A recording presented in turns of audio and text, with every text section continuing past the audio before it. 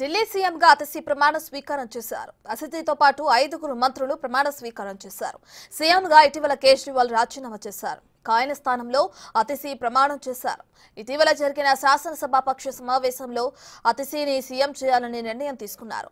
Delhi cabinet లో ఏకైక మహిళగా భారతదేశంలో ప్రస్తుత అతి చిన్న వయసులో సీఎంగా ఆమె ప్రమాణ స్వీకారం చేశారు.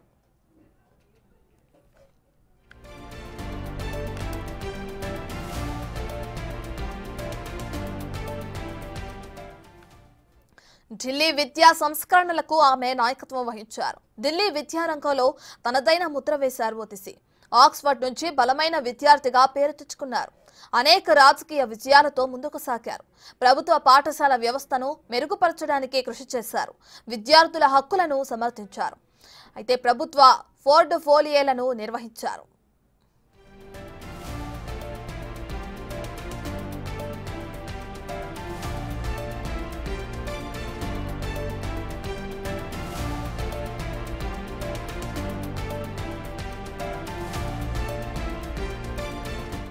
జూన్ 8, 1981లో అతిశీ జన్మించారు.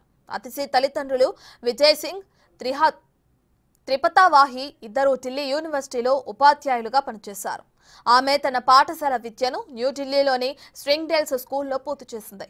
ఇక 2001లో సెయింట్ స్టీఫెన్స్ కాలేజ్, న్యూఢిల్లీ నుంచి చరిత్రలో పట్టభద్రురాలైంది. ఆ తర్వాత ఆక్స్ఫర్డ్ యూనివర్సిటీలో చేరింది.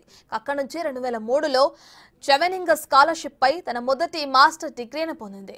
అయితే 2005లో ఆమె రోడ్స్ స్కాలర్ గా ఎడ్యుకేషనల్ రీసెర్చ్ లో 2వ మాస్టర్ సాధించింది.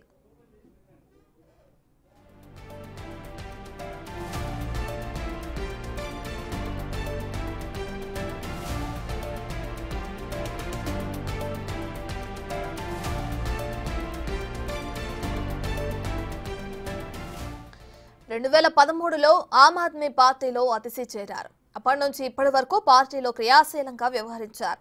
అవినీతికి వ్యతిరేకంగా ఆమె పోరాటాలు చేశారు. మధ్యప్రదేశ్లో జల్ సత్యాగ్రహం వంటి కార్యక్రమాల్లో పాల్గొని మంచి పేరు తెచ్చుకున్నారు. 2019లో ఆమె లోక్సభ ఎన్నికల్లో పోటీ చేసి ఓడిపోయారు. గౌతమ్ గంభీర్ చేతిలో ఆమె ఓటమి పాలయ్యారు. 2020 ఢిల్లీ అసెంబ్లీ ఎన్నికల్లో కల్కాజీ అసెంబ్లీలో పోటీ చేసి 11,000 ఓట్లతో ప్రత్యర్థిపై గెలుపొందారు.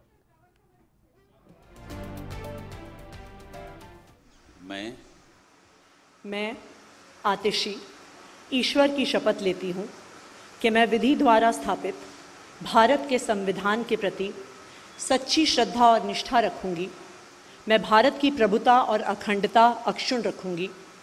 मैं मुख्यमंत्री के रूप में अपने कर्तव्यों का श्रद्धापूर्वक और शुद्ध अंतःकरण से निर्वहन करूँगी तथा मैं भय या पक्षपात, अनुराग या द्वेष के बिना सभी प्रकार के लोगों के प्रति संविधान और विधि के अनुसार न्याय करूंगी।